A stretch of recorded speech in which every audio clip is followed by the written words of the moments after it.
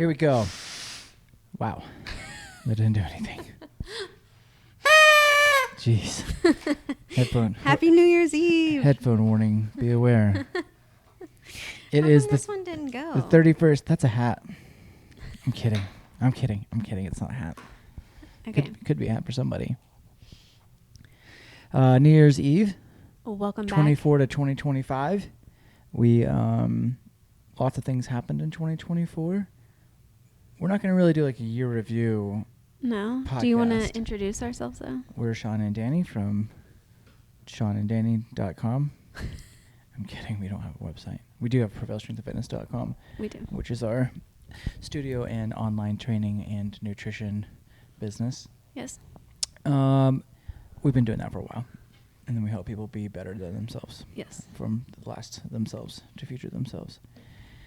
Well, let's we can talk about, since it's the New Year's, let's just go over a handful of things that we see common faults in starting the new year, or like establishing New Year goals, or Our last one was goals. how to set smart goals. Yeah. Yeah, but what do you think?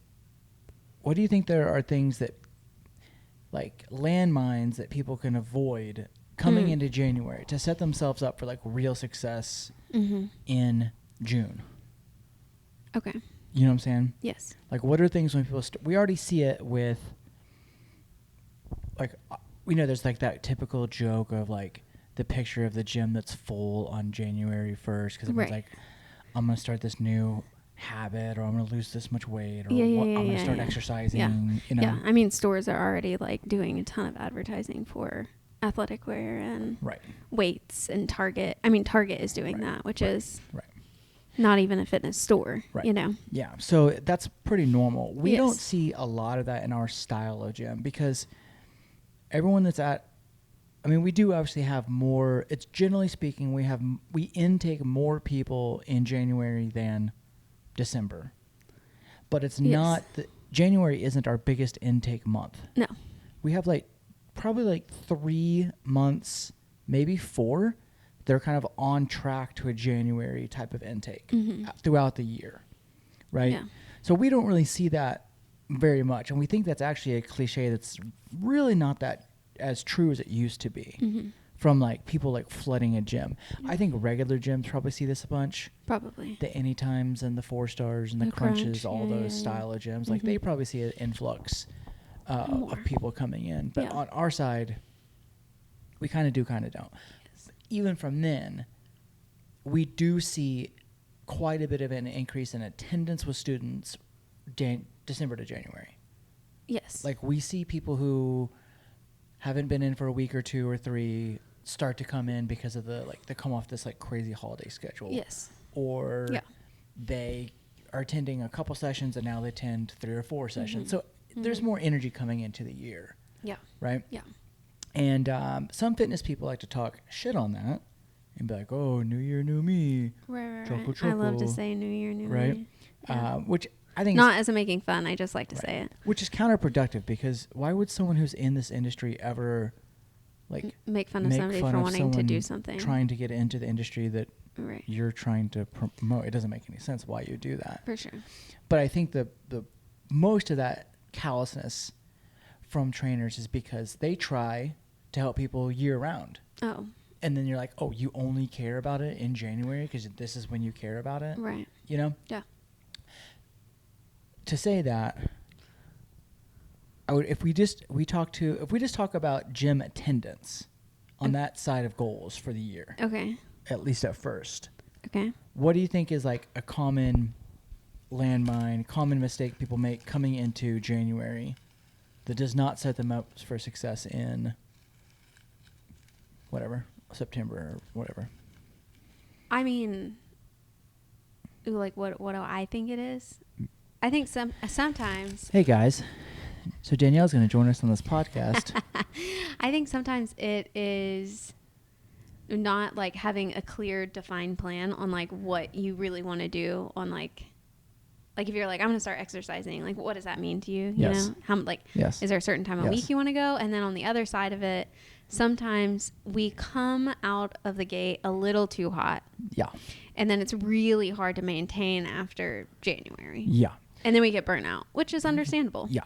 Yeah. So I think, so we'll start there. And maybe the coming out the hot. We'll kind of define those two things a little like tactically. What does that really mean? Mm-hmm. One, I want to get in shape or I want to go to the gym. Mm-hmm. Well, what does that mean? It's not defined, which gets into the second part of like coming out of the gate too hot is when you say, I want to get in shape or I want to go to the gym.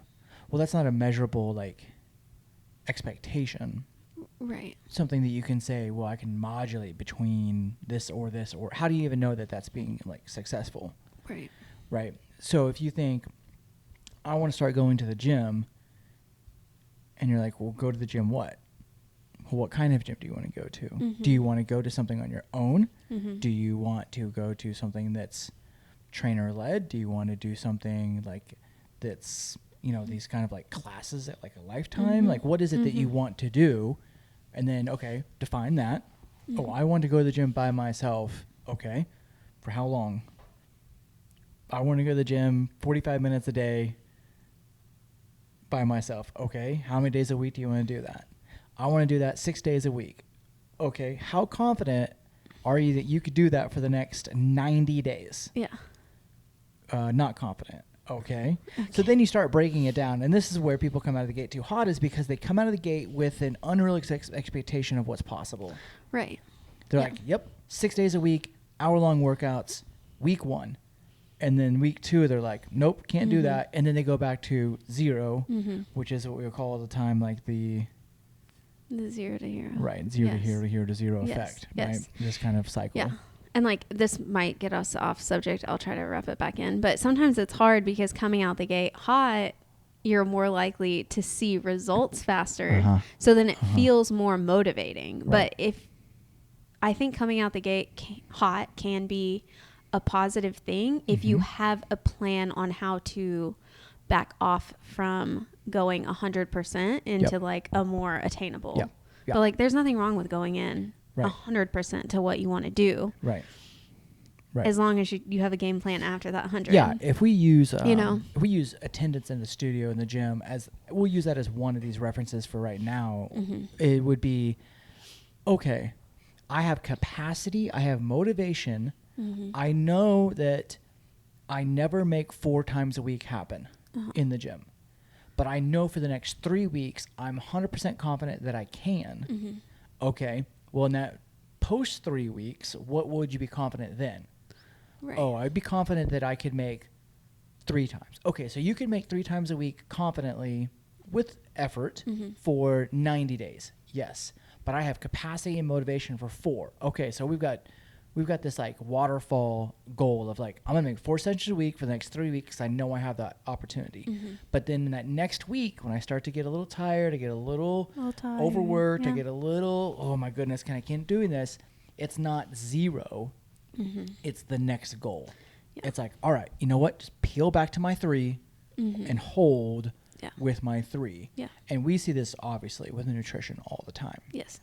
All the time. And I think that there's bouts where you can only have so much bandwidth for so long that going into big like 2, 3, 5 or 6 or 7 week spurts and then knowing what's my plan post 3, 5, 6, 7 weeks. Yeah. 6 week challenges, you're going to see this everywhere. Yeah. And we are fairly adamant against a 6 week challenge because no one sets you up with a 6 week challenge with a 6 month plan. Right. It'd be different in someone. Here's your 6 month plan. And we're going to start you off with a 6 week push. Yeah. But on week 7, we have this plan. Instead of it just being like, kick your ass, do everything possible, live this unrealistic life for 6 weeks.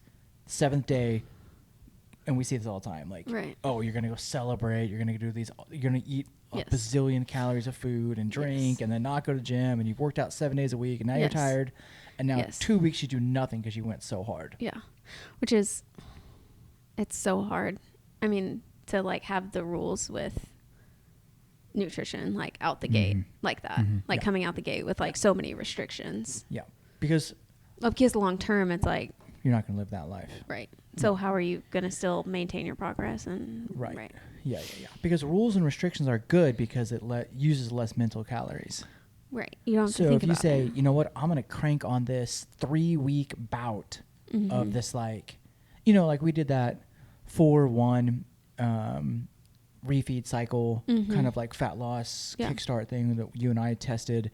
And we know that works. It's hard. It's super, super hard.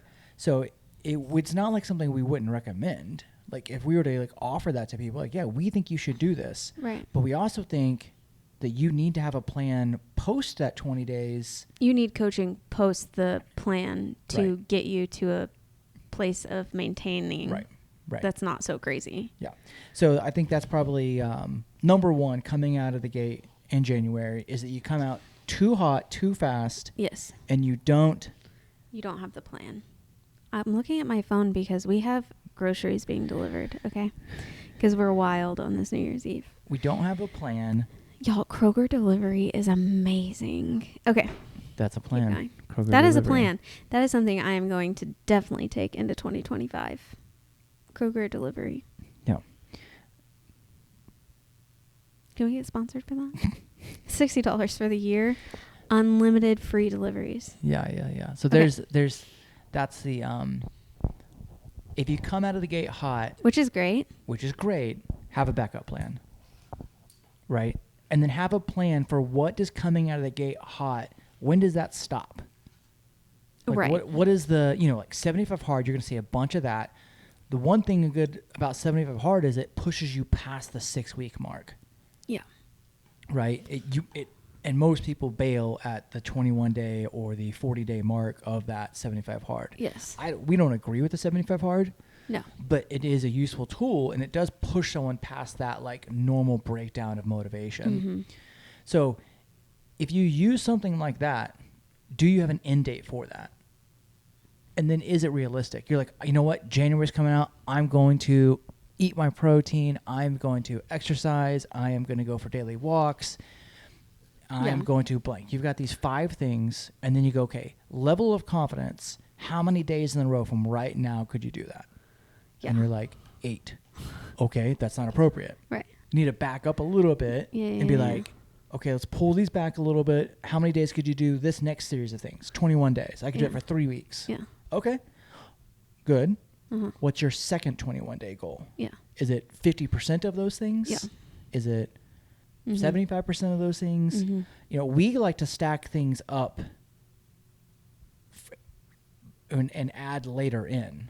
Yes. Because we think that that's a better stickiness with a habit.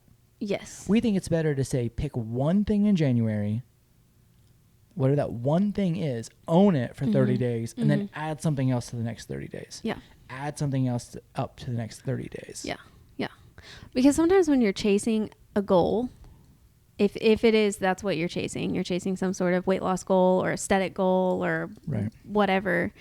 I mean, or a strength goal. Sometimes you like, yes, you have a hard end date if you have like a performance or an event that you're training for, but sometimes the results of that and how long it takes can be not completely like accurate when you set, you know, what am I trying to say? Yeah, you know what I mean? Like sometimes we're like, oh yeah, I want to lose 20 pounds in the next 90 days. Well, what if, you know, you go on a vacation in the middle of that, or your weight stalls for 2 weeks, or, you know, like these things happen. So sometimes not even setting this like. Yeah, I think that the things that you want to set goals that are things you can control, not things that are subjective to tons of variables. Yes. Maybe not the outcome of the. Right. You can say that like, I would like to lose 20 pounds and maintain a 20-pound loss through the year of 2025. Yes. That's a super smart goal. Yeah. Okay, what are the habits around that that are going to get us the best odds of getting to that?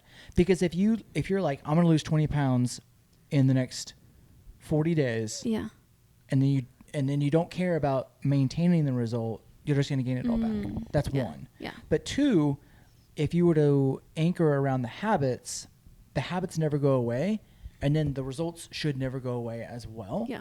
So that's another thing to like anchor around things that you can control. And if that is attendance, if that is walking, or if that is a nutrition process, that it's like, okay, I can control how much protein I eat every day. Yeah. I can't control how much weight I lose every day. Right. I can control how much I walk every day. I can't control how much whatever it is thing that we're, you know, heart rate or HRV or some performance goal. And so there we go. We'll just wrap it up and think about that. Just think that if you have goals coming into January, you've got motivation coming into January, really think about how many weeks can I maintain this motivation? What's my backup goal? And then am I setting objective, measurable habits to like really attack instead of big, cloudy, I'm gonna eat better and move more. Right. That's not clear. It needs to be, I am going to eat one thing of greens and a salad every day, and I am going to walk 5,000 steps. Yep. That's a measurable. I can see myself doing it. I can see myself staying on track compared to like eating better, moving better. Yeah. And the other thing, if you are going to come out of the gate hot, have a backup plan. And then the next thing is, if you don't come out of the gate hot, which we kind of like pull back that motivation. Yeah. Because it's like, what do you want your January to look like that every month for the rest of the year looks like? If you don't think that you can be in the gym 4 days a week and eating 200 grams of protein and eating an 80% quote unquote clean diet, walking 10,000 steps a day, if you don't think you can do that every month for the year, that's an inappropriate January goal. Yeah. Right? You want to pull that back and be like, well, what month-to-month series of things have I never done that I would like to do? Set that as your baseline and then repeat that monthly. Yeah. After month after month after month. Yeah. And then when it comes to like same thing with attendance, you want to get into a pattern that's sustainable from I can do this month after month after month after month. Yeah, and if you have some weeks that you can do more, great. Yep. And always come back down to that. You know, at the studio we recommend 2 to 4 sessions a week or 8 to 16 a month, right? And we see is the 2 and the 2 and the 2, when the 2 becomes 1 and the 1 becomes 0, and then it's 0, 0, 0, 0. Instead of getting your 8 sessions, you had 2x, 2x, 0, 0, 0. Yeah.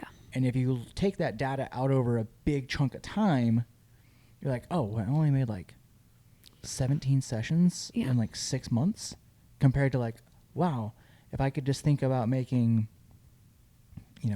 8 times 6 is, 48. If I make 50 sessions in 6 months, then my goal is, if I have 2, great. If I have 1, then that's good. I just never want to have a 0 week. Right. So that I'm always consistently in the habit of exercise, which is, and there's been studies we've seen where if you can make 1 session a week, then you can build the habit of exercise. And then you can build on top of that to get to your 2s and 3s and 4s and 5s and 6s later on. Yeah. Yeah. So there you go. Think about those things when you're coming into January. And if you have questions, obviously reach out to us. I think it's great to ride the wave of motivation in January. I agree.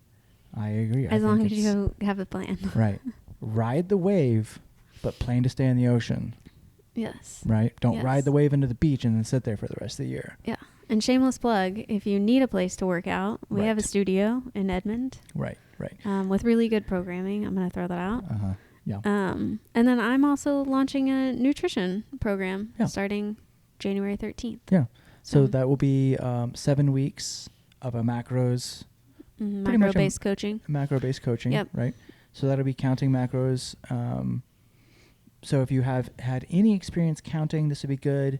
If you've wondered about counting macros, but you're already kind of somewhat diligent with your process, and you're also kind of at that, like, you're not really at a super emotional part about your nutrition game. Yes. This is probably a really good tool to use to, like, just take, like, the gray fogginess of what you're doing with your food and tighten it up to something that's manageable, something that's flexible, and there's a way to, like, not have to live off of perfect and bad foods and all that nonsense, and being 100%, eating boiled chicken and broccoli all day. Boiled chicken. Which is the powerful, like, thing with macros and figuring out and how to adjust them, when to make adjustments up or down between loss, maintenance, muscle gain, yep, metabolism reboot, all that stuff is how you can manage that with macros.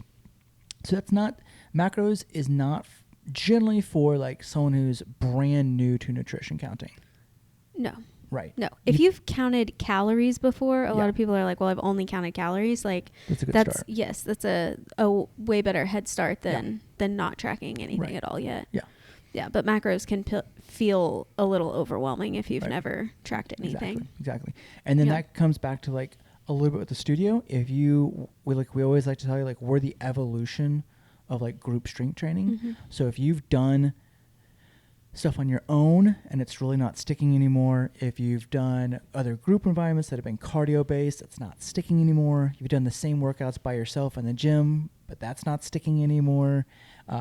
Prevail can be a really good next step in your evolution of learning like high structured exercise and smart programming. I mean, do it in front of a group, have a little more accountability with a coach that isn't personal training, but isn't 50 people in the room, still one-on-one. Yep. And it's really smart workouts that are going to be low impact, but high intention, high effort. And you're going to feel results. Yeah, you're definitely going to feel results. Yeah. Absolutely. Yeah. You're going to know muscles are doing muscly things 100%.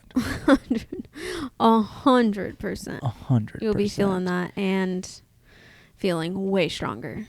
There you go. So if you see this on YouTube, it may have went black, and that's okay. Just keep listening. Otherwise, you can listen Spotify, listen to the podcast. And if you have any questions or thoughts or things you'd love us to talk about, drop in Danny_Prevail DMs or comment on this YouTube or share with a friend or send us a message on socials, and we'd love to talk about it. Yep. And episode 15? 15 done. Happy New Year's Eve. Nice.